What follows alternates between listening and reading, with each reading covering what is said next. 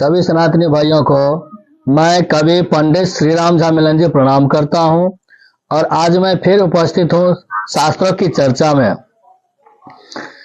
तो मित्रों, मिथिला भूमि में वैसे तो कई नाटक होते हैं, उसमें से एक नाटक अल्लाह रुदल भी होता है जो बहुत फेमस है। सारे फेमस जितने फेमस है उसमें से एक अल्लाह रुदल भी फेमस है। और ये फेमस जो है, ये अल्लाह रुदल का जो सो प्रसंग महाभारत में है, भविष्य पुराण में है।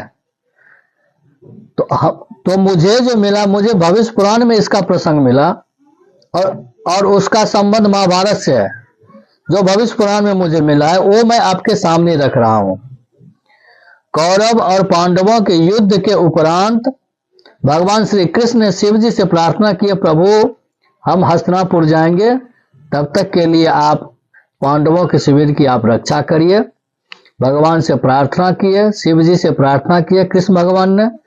तो शिव जी प्रसन्न हुए, बोले प्रभु ठीक है, आप जाइए, मैं तब तक रक्षा करता हूं पांडवों की शिविर को। तो भोलेनाथ ने आ गए पांडवों की शिविर की रक्षा करने के लिए। तो इतने में ही अश्वत्थामा, कृतवर्मा और कृपाचार्य, ये तीनों पांडव के शिविर में आने के लिए शिव जी से प्रार्थना करने लगे। कई प्रार्थना किए, शिव जी प्रसन्न हुए। शिव जी ने पूछे, बोलिए क्या बात है? तो कृपाचार्य ने प्रार्थना करके बोला, प्रभु हम लोग पांडवों के शिविर में प्रवेश करना चाहते हैं। भगवान भोलेनाथ तो भोलेनाथ है, बोले ठीक है, कोई बात नहीं। तो ये तीनों ने पांडवों के शिविर में प्रवेश किए और धृष्टद्युम्न को वध कर दिए, पांडव पुत्रों को भी वध कर दिए और चले गए वहां से। फिर पांडव जब आते हैं तो देखते हैं, जब उसने देखा धृष्टद्युम्न द्रौपदी का भाई है, सेनापति थे पांडवों का। तो पांडवों ने जब देखा, जो उसने जब देखा इनके सेनापति का वध किया, वध हो गया है और पांडव पुत्रों का भी वध हुआ है, तो उसने भगवान शिव पे क्रोध किया और मन में ये ठाना जो भगवान शिव ने ही ऐसा किया, तो भगवान शिव से युद्ध करने लगे। तो जो जो अस्त्र पांडव चलाते थे वो शिव में समाहित हो जाते थे, अथवा पांडव अस्त्र खो देते थे। जो अस्त्र जाता था वो वहीं से रिटर्न वापस नहीं आता था, रिटर्न नहीं आता था। पहले अस्त्रों का काम था, काम करके फिर सुरक्षित आ जाता था उसी तर्कस में, लेकिन वो होता नहीं था। और भगवान शिव ने क्रुद्ध होकर श्राप दे दिए। ठीक उसी समय कृष्ण भगवान वहां उपस्थित होते हैं, बोले प्रभु ये लोग को आप क्षमा कर दीजिए, इनका श्राप से मुक्त कर दीजिए। भगवान भोलेनाथ ने कहा, श्राप अमोघ है, वापस नहीं होगा। आप यदि बोल रहे हैं तो ठीक है, इसका भोगना तो पड़ेगा, लेकिन इस जन्म में इसे कलयुग में भोगना पड़ेगा। तो वो पांडव फिर पुनः कलयुग में जन्म लेते हैं, और कहां जन्म लेते हैं, वो कौन कौन है उसके संदर्भ में जानते हैं।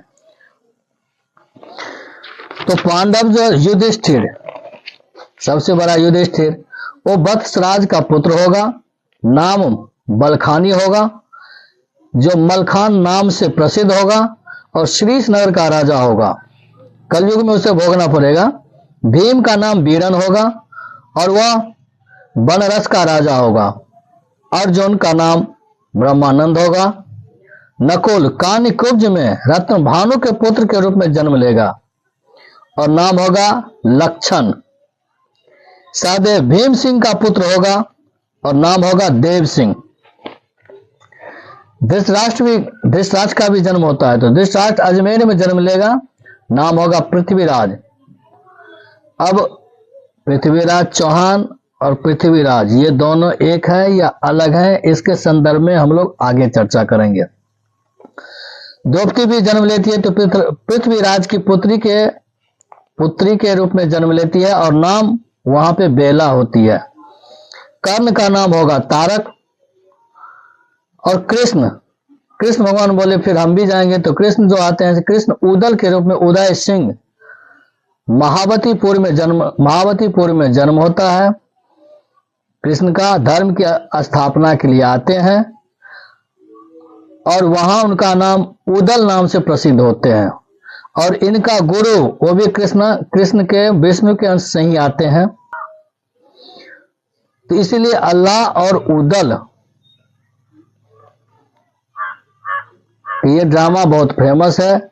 जो प्रसंग मुझे मिला वो हम आपके सामने रखे हैं। जहां पे आपको कहीं पे संदेह हो, कहीं पे संशय हो, तो आप हमारा मार्गदर्शन करेंगे। इससे हमारे मन में और प्रसन्नता उत्पन्न होगी। और जहां जो त्रुटि हुआ है उसके लिए आप क्षमा करेंगे। सभी सनातनी भाइयों को मैं एक बार फिर से प्रणाम करता हूं।